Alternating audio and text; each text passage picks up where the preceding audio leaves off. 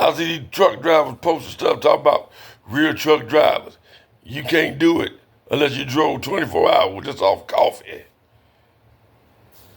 and made it. Man, let me tell you what I did. Leaving out on a Monday night, went to Pennsylvania. Well, first I dropped the load in.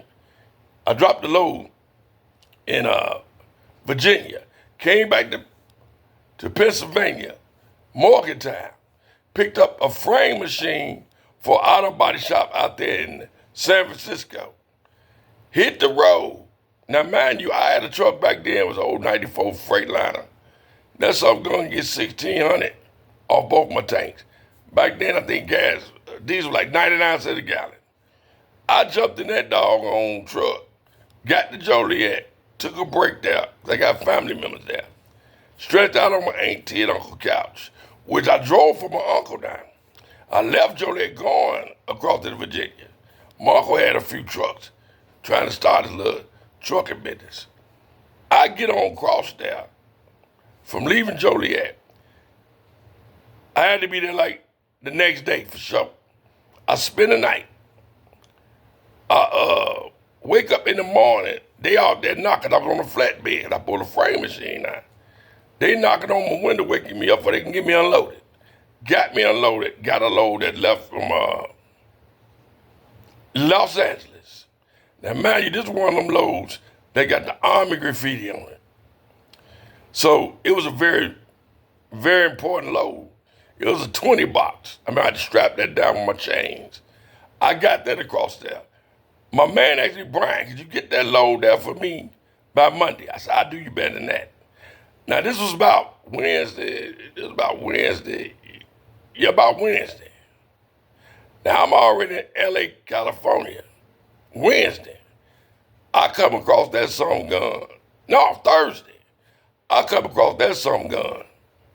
I was in Houston, Texas. Only reason why I shut down then, I was super tired. Now, what I was working on was no doses. No dose kept me wide awake. Wide awake. I get down there to Houston. My doggone alternator belt breaks. And an old scooter told me this years ago, and believe me, it worked. Take some nylon stockings. Because they didn't have the belt at the TA I went to right there. I wrapped some nylon stockings around the doggone fan belt, got it tight. That something gonna make me all the way to, when I cross over to Louisiana, out of Beaumont. Yes, from Houston. Got there, the belt tight still, but it's about to break. I pulled all the way up to another TA, all the way up in there to the TA. And the guy came out there and put me a belt on right there at the truck stop. Got me back. Of course, they had to jump me back. I was already killed that battery. Got me jumped. I carried that sucker all the way through Louisiana, and I just couldn't stay awake no more. Dispatch called me and said, "Where you at, Brian?" I said, "Man, I'm already in, I'm trying to get that load that Friday." He said, "What? Man, is you crazy? You can't be driving like that." I said, "I told you, I'm gonna get that load down." I had to shut down. Finally, get me some real sleep. Right there in, somewhere in Louisiana before you get to, St. Charles. Shut down there. Fell out. Went to sleep for about 10 hours straight. Talked back to my dispatch that Brian, that load, I told they got to be there the Monday. But being it was a special load, I was that close to home. I was living in Mississippi. I took that load somewhere, I think in